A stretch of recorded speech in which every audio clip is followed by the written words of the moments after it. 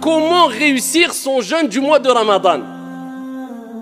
Comment réussir à jeûner et à passer son mois complet en rendant notre Seigneur Tabaraka wa Ta'ala satisfait de nous? Comment réussir le mois du Ramadan? Et pour cela, on va indiquer quelques pistes efficaces et bénéfiques, Inch'Allah Ta'ala, afin qu'on parvienne tous à jeûner le mois du Ramadan, un mois complet comme il se doit, et afin qu'on puisse profiter au maximum de tous ces trésors que renferme Shahru Ramadan. Premier conseil que j'ai à donner à moi-même ainsi qu'à mes frères et sœurs pour réussir, c'est pas pour jeûner le mois du Ramadan.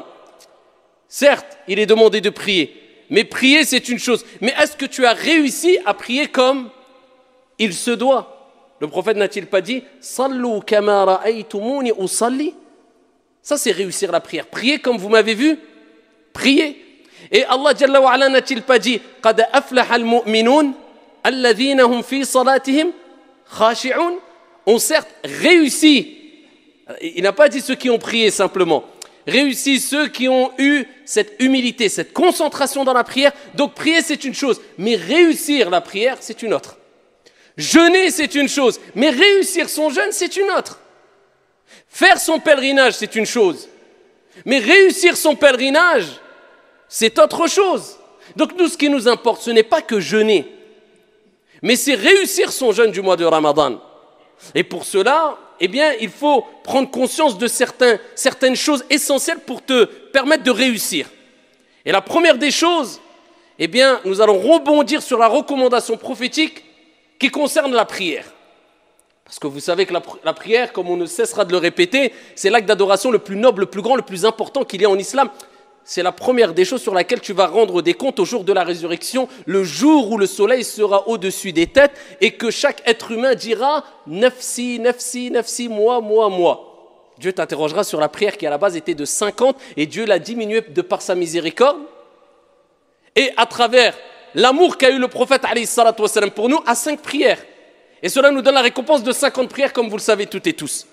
Mais ici, il faut savoir que le prophète alayhi salatu wassalam a donné des recommandations pour prier, mais pour réussir sa prière. Et parmi les plus belles des recommandations que le prophète a données, c'est quand il a dit cela à un compagnon du prophète alayhi salatu wassalam, un compagnon parmi les compagnons du prophète alayhi salatu wassalam. Il lui dit « Salli », simplement prie, non.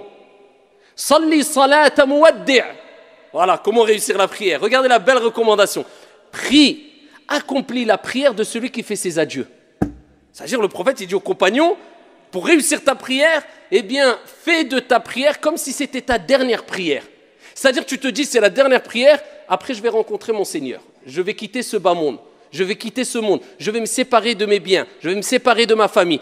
C'est-à-dire c'est le dernier acte d'adoration qui fait partie des plus grands actes d'adoration que je vais accomplir.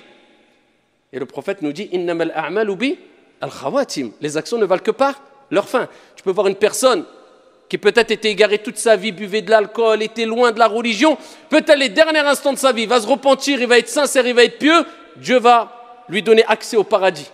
Alors qu'à côté, une personne, toute sa vie était dans les actes d'adoration, il manquait de sincérité, et juste avant de mourir, il a tout abandonné, il s'est égaré. Et Dieu lui a donné l'accès en enfer. Les actions ne valent que par leur fin, la preuve qu'on doit toujours rester modeste et ne pas se précipiter à juger les autres. Celui que tu critiques peut-être demain sera meilleur que toi et toi pire que lui. Donc occupe-toi de toi, c'est déjà beaucoup. Eh bien le prophète il te dit, eh bien c'est les dernières actions. Donc toi quand tu pries tu te dis, c'est peut-être ma dernière prière. Donc la prière c'est parmi les actes d'adoration les plus importants. Donc je la fais bien, comme ça quand je rencontre mon Seigneur, peut-être je vais mourir après le Dhuhr, peut-être après l'Asr.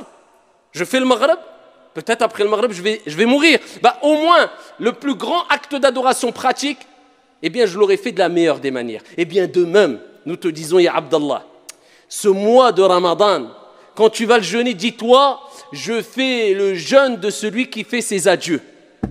Combien, comme vous le savez toutes et tous, ont jeûné avec nous, ne serait-ce que dans cette ville, l'année dernière, et aujourd'hui ils sont où? Tahta turab, rahimahumullahu jami'an. Ils sont sous la terre. Ils auraient rêvé, ils auraient espéré. Wallahi wa rabbil Kaaba.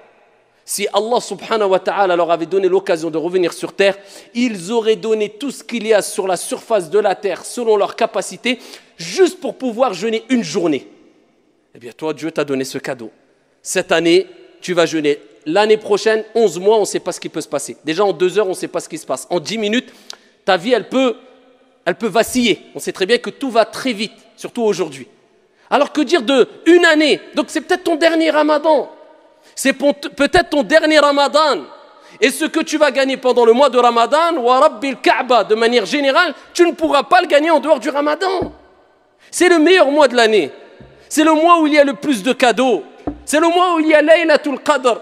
C'est le mois où Allah ouvre toutes les portes du paradis, comme s'il te disait, ça y est, le paradis, toutes les portes sont ouvertes, il n'y en a aucune qui est fermée. Vas-y, entre par la porte que tu veux. C'est facile. Ya Abdi, oh mon serviteur, fais des efforts, rapproche-toi de moi, le paradis, il est à portée de main. C'est le mois où Shayatin, les diables les plus néfastes sont enchaînés. Comme si Dieu te disait, je sais que tu es faible. Je sais que tu es attiré par le mal. Je sais que le diable a une influence sur toi. Eh bien, je vais enchaîner les diables les plus néfastes pour te faciliter l'entrée au paradis. Te faciliter le fait de te rapprocher de moi. Les actes d'adoration. Pour éduquer ton âme plus facilement afin que tu persistes dans les actes d'adoration. C'est peut-être ton dernier Ramadan. Dis-toi ça dans la tête. Et tu vas quitter ce monde, peut-être, avec le dernier Ramadan accompli de la meilleure des manières. Quel bagage, quel investissement. Ça, c'est le vrai investissement. Ama pour dunya, pour la vie d'ici-bas, investis ce que tu veux, ce n'est pas illicite. Mais ce n'est pas le réel investissement. Tout simplement parce que cela va rester et ne perdurera pas, mais en tout cas, quand tu quitteras ce monde, va rester derrière toi. Comme on dit, même si tu investis dans une maison, dans une voiture, ne serait-ce que la clé, ta maison, elle ne te suivra pas dans ta tombe. T'as quoi en fait? Tu es qu'un locataire, même si ça t'appartient, tu restes locataire, que tu le veuilles ou non. Petite période, mudda qasira, toute petite période, tu ne sais pas combien de temps. Donc investis dans ton Ramadan. Allah t'a donné la santé, Allah t'a donné la foi, Allah Jalla wa Ala t'a donné l'intelligence, Allah subhanahu wa ta'ala t'a choisi. Eh bien profite, sois reconnaissant vis-à-vis d'Allah.